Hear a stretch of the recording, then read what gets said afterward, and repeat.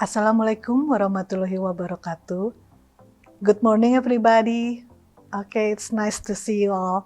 Hello, my name is Ruslinda Wahyuni. You can call me Linda. I'm here as a teaching team from Universitas Pembangunan Nasional Veteran Jakarta. I would like to deliver my knowledge and sharing my experience related to intellectual property rights. Anyone know here about intellectual property? All right. So here is my brief introduction. My name is Ruslinda Wahyuni. You can call me Linda. Actually, I'm not the proper lecturer here in UPNVJ. I work for Ministry of Law and Human Rights, Republic of Indonesia, in Directorate General of Intellectual Property. So intellectual property, it's been my expertise, and I worked there since 2003. There were so many subjects, so many experiences that I have already joined and I have already mastered in intellectual property. I graduated from master degree of intellectual property law in Queensland University of Technology in 2017, and I took also master degree in National Resilience in University of Indonesia in 2008. I do hope that I can share all of my knowledge on intellectual property rights to you.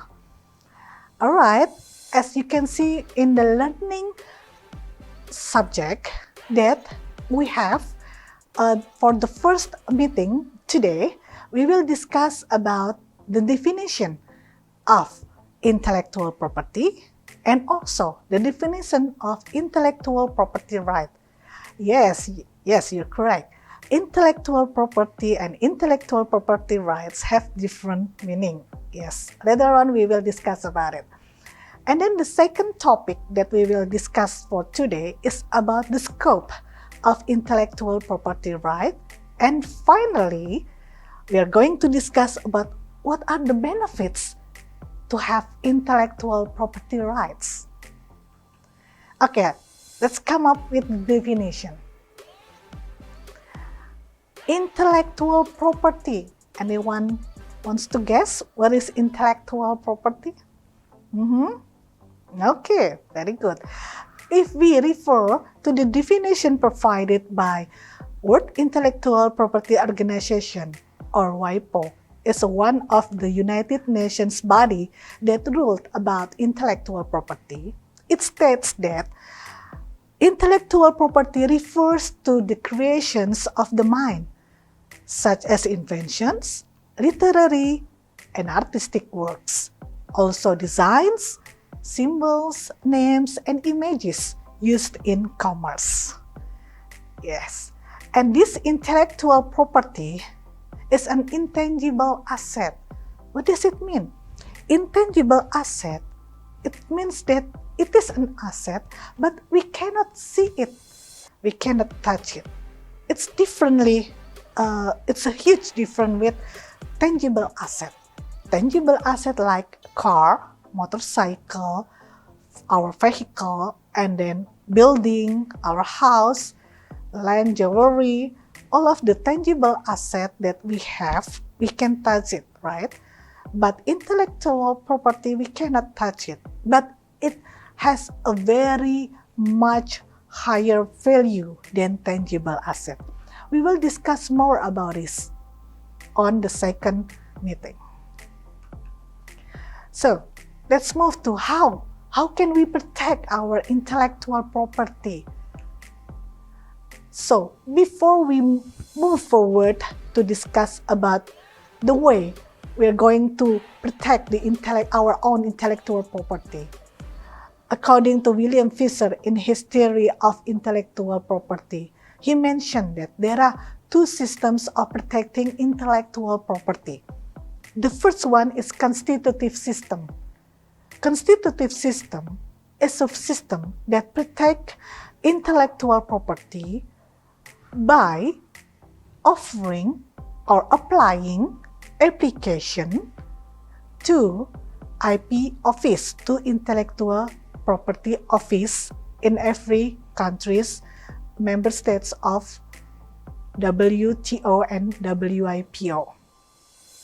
So the application is the fundamental requirement for those who search for the protection of intellectual property. So what kinds of intellectual property that needs the constitutive system, that needs to apply the application first to intellectual property office? There is patent, trademark, industrial design, integrated circuit layout design, and also plan variety, new plan of variety. New variety of plan, yes. They all required to be applying first the application to IP office, then they can search for the protection. The other system is called declarative system.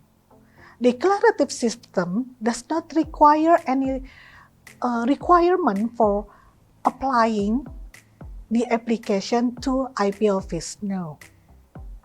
It is automatically protected after the creation has been published. The IP that is followed this declarative system is copyright and related rights, and also communal IP. So, if we talk about the ownership of the IP, there are two types of ownership. The first one is ownership based on the community, or we can call it communal IP, and then ownership or belonging that has personal. It is for personal only. It belongs to a person, not to a community. So let's discuss one by one. Communal IP, communal intellectual property. It means that intellectual property, it belongs to the communal, district, specific communal, and in its specific area.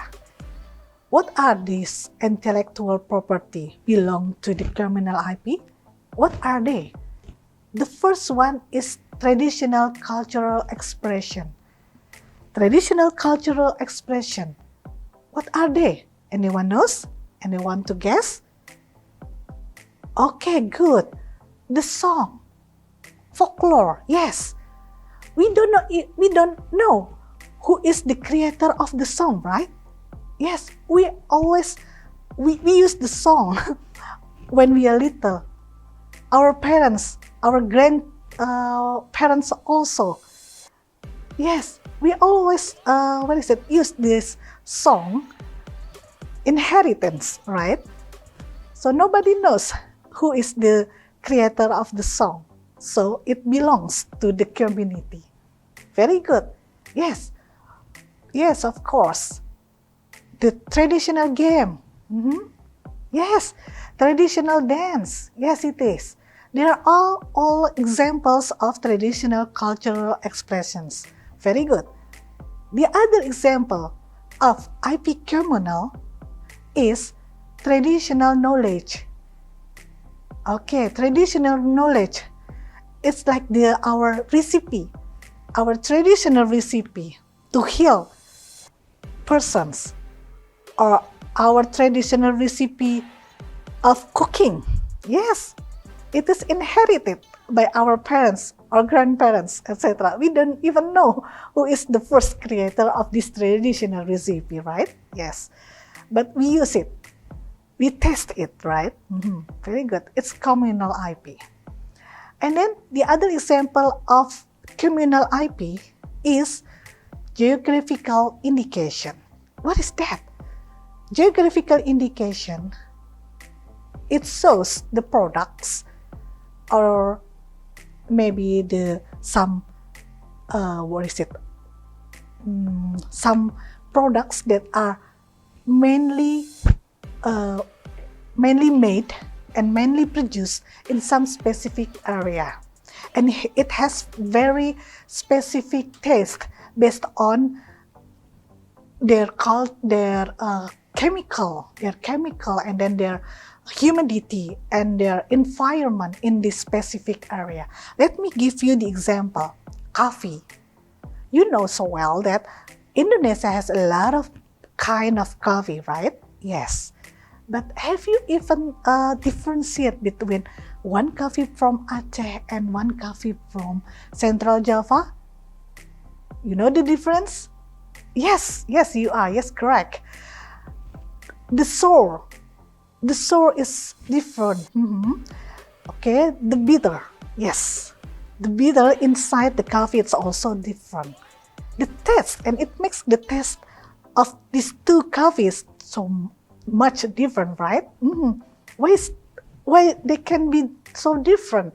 Because of the specific characteristic of the land in that specific area in Aceh and in Central Java. They have both different specific humidity, different specific atmosphere maybe, and different specific mineral inside the soil. And it makes the coffee have a very distinctive taste. And it cannot be owned by person. It belongs to community in each area. Now, that's the example of communal IP.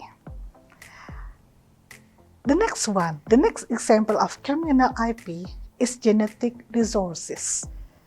What are the genetic resources? You may find the substance inside the oil, the chemical substance inside the fruits, the plants that grows in Indonesia.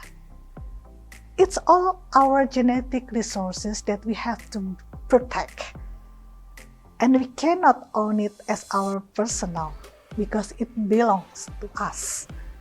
It's about communal IP, intellectual property that is owned by community. Now let's move to intellectual property that owns by personal. What are they? The first one is copyright and then related rights. Copyright and related rights are intellectual property related to the creation in the arts and science. And then the other example of personal IP is industrial property right. What are the example of industrial property right? We have patent, we have trademark, we have industrial design, we have integrated circuit layout design, we have trade secret, and we have new plant variety. Why it is different with copyright and related right? Because industrial property right, it means that this kind of IP it's produced industrially. It's totally different with art and also science, right? That it's the object of the copyright and in related right. Okay, we will have a much deeper discussion on it in the in the upcoming session. Hold on. Okay, let's move to intellectual property rights division. So you know exactly about the definition of intellectual property and the kinds of intellectual property. So if we talk about intellectual property rights, it means that it is the right that arises from the result of our mind that produce product or process that that useful for humankind. Intellectual property rights is the rights to enjoy economically the result of our creativity. And the objects of intellectual property rights is the creations that comes up from our intellectuality. So if I refer to the definition by World Trade Organization, one of United Nations body that ruled about commerce, so intellectual property rights are the rights given to persons over the creations of their minds. They usually give the creator or an inventor an exclusive right over the use of his or her creation for a certain period of time. Now, what are the scopes of intellectual property rights? As I mentioned to you earlier, the scope of intellectual property rights are divided into two. The first one is copyright. The second one is industrial property right. Yes. If we talk about copyright and related right, we talk about the object of arts and then a science. But if we talk about industrial property right, we talk about patent. What is protection of patent? Patent protects the invention, the new invention of new technology, the invention of a new technology. In patent, we can call it patent and utility model. Okay, patent means that there is an invention of a new technology that no one comes up in their mind about this technology. It's patent. But if we talk about utility model, we talk about the technology that is being created by modifying the existing technologies or old technologies. And then trademark. What is trademark? Trademark is name, words, symbols, logos that is used in commerce. Trade secret. What is it? Trade secret means that there is a secret substance, secret information that should be remain a secret. Do not reveal it. Trade secret, we do not need any, formality to apply the application to IP office for trade secret. No. If you do, you apply the protection for trade secret in IP office, it means that you reveal the information that is secret. So please keep this information secret. So the protection of trade secret will last.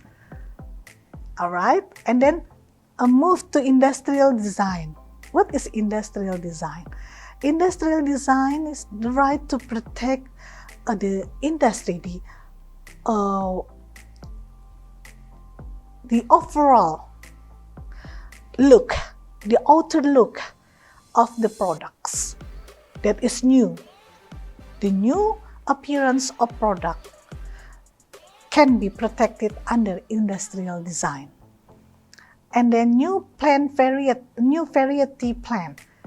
Okay, new plant variety here. It means that there is a new plant that is the creation of the new plant can be protected under this protection of new plant variety. And then the layout circuit design, it's like, for example, integrated circuit topography inside the component. Okay, that's a brief explanation about the scope of intellectual property. We will have more discussion on this in the following session. Okay, let's move to the next one. If we talk about intellectual property rights, it means that there are more than one right. There are two rights that given to the owner of IP. The first one is economic right. What is economic right? Economic right is the right of the owner to have or to enjoy the economic benefit as the result of his or her creation or invention. And the second one is moral right. What is moral right? Moral right, it's the rights given to the inventor or creation as the result of their creations or inventions. What are the difference between economic right and moral right? If you can see, economic right has a limitation of time. We can have or we can enjoy the economic right of intellectual property. It depends on the time length of the protection itself. For instance, if we talk about copyright, the length of protection of copyright is a whole life of creator plus 70 years after the creator death. So it is limited, right? So what's happened after 70 years after the death of the creator? So the creations here belongs to public. It's public domain. It's the same with patent. Patent protection will last up to 20 years. But after 20 years, the owner of patent cannot get any longer enjoy the economic benefit of his patent because the protection has over. It is the same with industrial design. It is the same with trademark. But for patent and trademark, they can renewal after the time lapse. They can have renewal, but not for industrial design. So once again, the difference is for economic right, there are time conserved. It is time limitation. But for moral right, it lasts forever.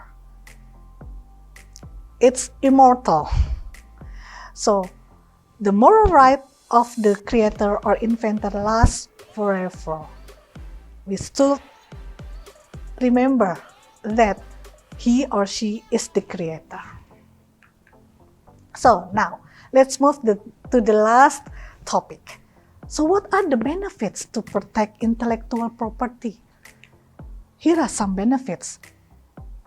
If we take a look at from the eyes of the creator or businessman, protecting intellectual property means to protect our asset, right? To protect our assets so we can enjoy the economic benefit from this protection. And from the eyes of the country gives some legal certainty to the creator, to the inventor, that protects their own intellectual property. So there is some legal assurance here. So we can very have a self-confidence to have a business in commerce because we have a legal assurance from our government. And of course, intellectual property rights can increase higher income, country income, and also dignity of country. Now, before we end the session, I would like to ask you. You can see in the screen, there is laptop. Yes, it is. So, what do you think? What kind of intellectual property from laptop that you can give protection? Oh yes, of course, trademark. Yes, patent. Yes, of course. The technology inside, right? Yes.